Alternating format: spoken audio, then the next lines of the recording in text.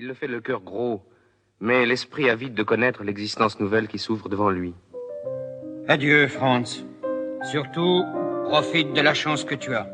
Étudie avec sérieux. N'oublie pas ton destin d'instituteur. Je n'aurais garde de l'oublier, mon père. Mais j'ai tout de même le temps d'y penser plus tard, n'est-ce pas? Pour l'instant, tous les trésors de la musique me sont offerts. Mozart, Beethoven, Haydn. Ah, mon père, avec quelle ferveur je vais étudier. Vous allez être fier de votre petit frère. C'est bien, mon fils, c'est bien. Mais n'oublie pas, la musique n'est qu'un passe-temps. Je te défends de t'y consacrer. C'est au collège que vont naître ces amitiés qui seront l'unique richesse de la vie de Schubert.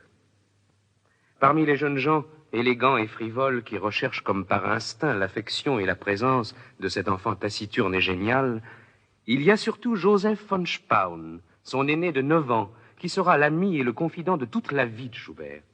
Joseph, es-tu capable de garder un secret? Tu sais combien j'admire Mozart et Beethoven. Je sais. Dans le petit orchestre que nous avons formé, tu es le seul à bien les servir. Tu joues ta partie de violon comme si tu étais dans un autre monde. Tu joues, et à mesure que tu joues, tu gagnes le ciel. Crois-tu que le pauvre mortel que je suis puisse comprendre l'un de tes secrets, mon cher génie? Oh, ne te moque pas, Joseph. Je ne suis pas fière de mon secret. J'ai composé quelques pièces pour piano. Oui, j'ai osé. Et je voudrais te les faire entendre. Mais c'est merveilleux, Franz, merveilleux. Allez, vite, mets-toi au piano.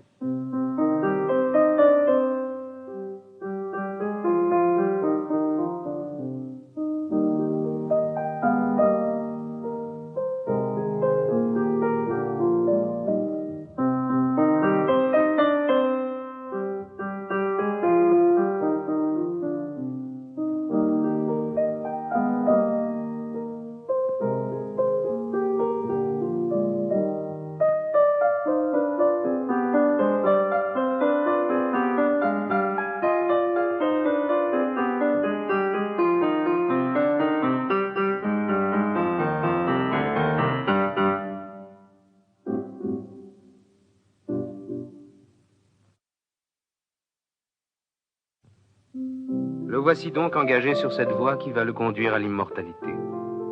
Pour l'heure, il n'y fait que quelques pas timides, mais qui suffisent à plonger son père dans une violente colère.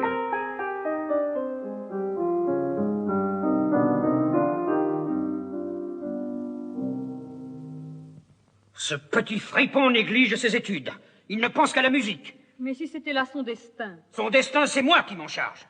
Tant qu'il se permettra de composer de la musique, il ne remettra plus les pieds ici. La rigueur de cette décision ébranle fortement le jeune Franz. Il ne s'en précipite que davantage vers ce rêve musical qui le possède tout entier. Joseph n'a pas gardé le secret de Schubert, et tout le monde au collège sait maintenant que Franz a en lui l'étoffe d'un grand compositeur. Sa réputation grandit de plus en plus parmi ses condisciples, et son père lui-même finit par consentir à lever l'anathème. Bien mieux, avec 2 de ses fils et Franz lui-même, il interprète les premiers quatuors que Franz compose.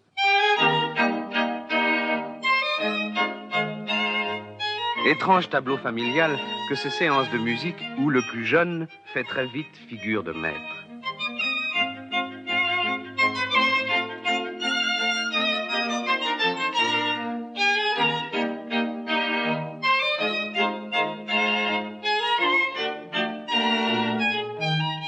Non, monsieur mon père. C'est la 2e fois que vous vous trompez à ce passage. C'est ma foi vrai. Mais ta musique est diablement compliquée. Mais ma musique est au contraire toute de simplicité. Un peu plus d'attention, je vous prie. Reprenons.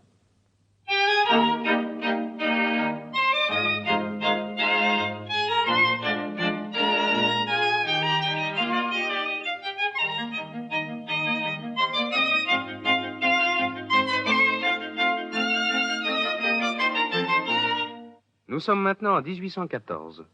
Il a 17 ans, et les premiers chefs-d'œuvre vont naître sous le souffle de son inspiration.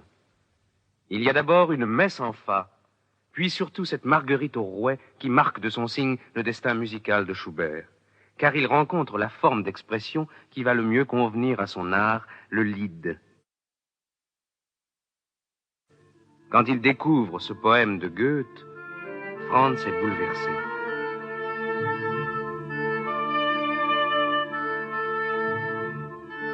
Ah, sa grande allure.